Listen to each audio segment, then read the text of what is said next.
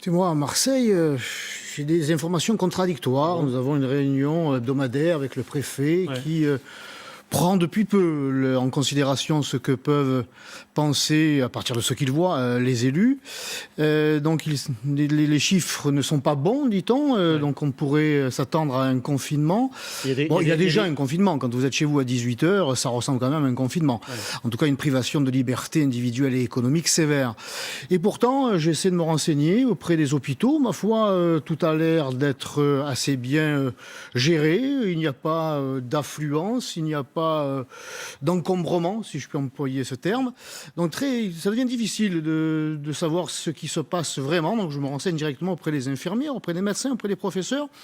Et eux, ils ne tirent pas la sonnette d'alarme alors qu'il y a du côté de la préfecture et du ministère des incantations, là, des bilans qui seraient beaucoup plus inquiétants. Alors, quel sens se vouer En tout cas, il n'y a aucune raison d'alourdir la note, puisque sur le plan économique, la situation est déjà extrêmement précaire, compliquée, et y compris sur le plan des libertés publiques.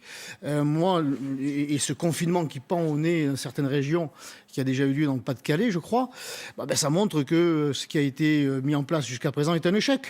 C'est un échec, ce couvre-feu à 18h. Mais pourtant, ça marche chez vous le dites vous-même. C'est difficile de le savoir. C'est difficile de le si savoir. Les médecins vous disent ça se passe bien. Faut dire, à Marseille aussi, on nous dit 18h, mais à 19h, 19h30, il y a encore un peu de monde dehors quand même. Oui, il fait beau, il commence à faire beau. Ça va être de plus en plus difficile de le respecter, ce couvre-feu. Stéphane Ravier, cela dit, la Commission européenne a interdit des exportations de vaccins depuis l'Europe vers l'Australie. Ça a dû vous faire plaisir. Cette Commission européenne est vraiment en dessous de tout depuis le début de cette crise, et si c'était que là. Mais là, par contre, quand il s'agit de santé publique, ça devient extrêmement grave. Alors la souveraineté sanitaire, la souveraineté tout court, lorsque nous la proposions il y a déjà longtemps, on nous a rionné, au Rassemblement national, mais vous êtes archaïque, voyons, l'avenir, c'est l'ouverture, c'est le sans-frontiérisme. La Chine, c'est à quelques heures de vol de la France, on peut très bien désindustrialiser, on peut très bien délocaliser, on fera de la France un grand musée, un bronze-cul, et il n'y a pas besoin d'avoir chez nous ces industries qui sont de pointe et dont nous avons tant besoin aujourd'hui. Alors j'entends, oui, que cela nous serve de leçon, mais en attendant, il y a des morts. Et comme quoi, ce que nous proposions était pertinent, de réindustrialiser, de relocaliser des circuits courts, d'investir dans la recherche. Le pays de Pasteur, qui n'est même pas en mesure de produire un vaccin, mais ça devrait couvrir de honte ceux qui nous dirigent. Alors aujourd'hui, la Commission essaie d'envoyer des signaux parce qu'elle est, je dirais, sans proposition réelle. C'est elle qui nous empêche de passer des commandes à l'extérieur. C'est elle qui nous bride. On voit bien que les Britanniques qui sont sortis de ce carcan européen, de ce carcan européiste, s'en sortent beaucoup mieux que les pays qui sont sous non pas la protection, mais sous le joug de cette Commission européenne qui est un frein à la protection sanitaire des Français. Elle vous surprend, Stéphane Ravier, cette évolution ou pas ? Pas du tout. Moi, je réfute cette affirmation qui voudrait que cela soit nouveau. Ce n'est pas nouveau. Ça fait longtemps que nous dénonçons cette montée de la violence qui se transforme en hyperviolence. Et face à cette hyperviolence, les pouvoirs publics répondent par l'hyperlaxisme. J'entends là, ce soir, beaucoup de constats désolés, mais je n'entends pas de proposition, je n'entends pas de solution, encore moins une solution qui se reposerait sur la sanction. Parce que ça fait 30 ans qu'on traite l'insécurité en général et la violence en particulier, et de ces jeunes. Il y a une agression crapuleuse toutes les 44 secondes en France, je le rappelle. Ces jeunes ne sont jamais sanctionnés. On va toujours leur trouver des excuses. On est dans l'exclusionnisme permanent. C'est parce qu'ils sont dans un quartier difficile, c'est parce que la situation... Là, on est à Paris 16e.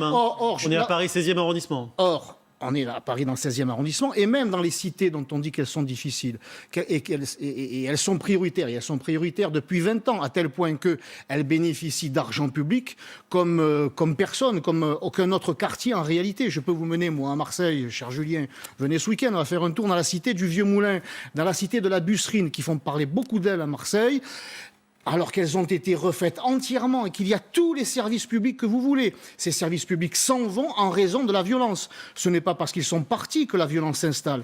C'est parce que la violence s'installe Qu'ils partent. que les équipements publics s'en vont. Donc il faut désormais à l'hyperviolence répondre par l'hyperfermeté. par une hyperfermeté, la fermeté républicaine, comme l'a appelé la nouvelle préfète de police à Marseille, dont je suis persuadé qu'elle est animée d'une véritable volonté. Faut-il encore que le ministre de l'Intérieur lui en donne les moyens. Ouais. Elle souhaite pilonner ces cités et que la loi républicaine soit appliquée, qu'il y ait des sanctions, la tolérance zéro que nous appelons de nos voeux depuis longtemps.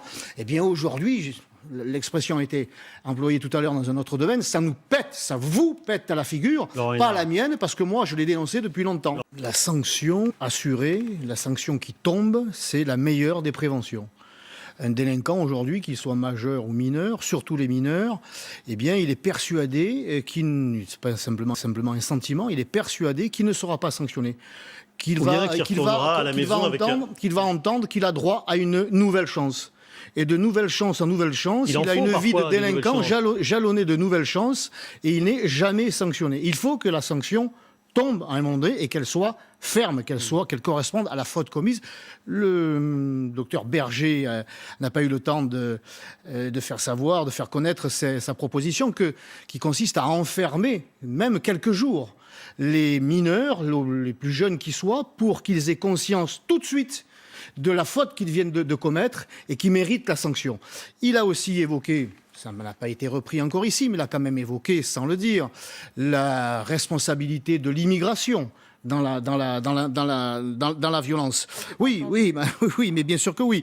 Quand il évoque les différences de traitement entre les hommes et les femmes, quand il évoque les bandes ethniques, évidemment que l'on pense à l'immigration. Vous évoquiez Bordeaux tout à l'heure, cher monsieur. Je voudrais rappeler qu'à Bordeaux, 44% des faits de délinquance observés lors du premier trimestre de 2020 concernent les mineurs non accompagnés. Et que le procureur... Jean-Louis Borloo, j'ai évoqué.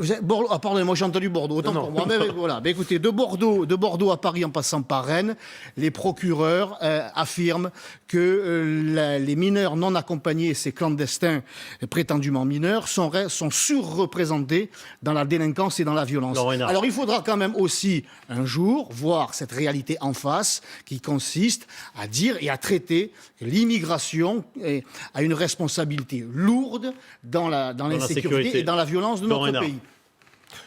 Oui, de la part du Rassemblement national, toujours la volonté de revenir sur le sujet migratoire. Tant que vous niez, tant que vous ne voulez pas est-ce qu'il vous arrive dans un débat de laisser la partie adverse s'exprimer Vous balayez d'un revers de main avec mépris et avec condescendance cette réalité. L'immigration a une lourde responsabilité dans ce phénomène. Laissez-le parler, Stéphane Ravier. Si vous continuez à le nier, vous n'arriverez jamais à résoudre le problème. Quand parfois on se demande pourquoi vous n'avez pas une formation républicaine, on en a la démonstration. Attendez, grotesque, voyons. Vous faites le débat vous tout seul, les deux parties. Allez-y. J'essaie de vous ouvrir. Donc je voudrais, oui, ça c'est voir la lumière, etc. Voir la réalité, ça suffit.